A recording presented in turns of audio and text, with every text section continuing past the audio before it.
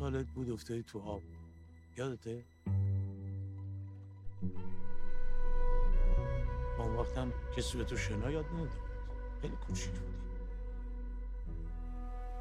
به معلومه که آب دوست داره.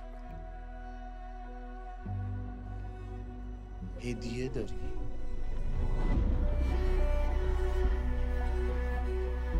خب من چه کار میتونم براتون بکنم؟ مجوز میگیریم برای دخترم که بتونه رکورد دریای شمال رو ثبت کنه. ما اصلا رکورد شنای بانوان نداریم، اونم تو دریا. میرم تو این آب، بر نگردم ولی بر میگردم. نمیدونم چرا دریا هم منو پس میزنه. تو مملکت اسلامی مگه دختر میره تو آب که تو ادعا کردی رکورد زدی؟ از تغییر میترسی، ولی من میخوام خودم رو تغییر بدم.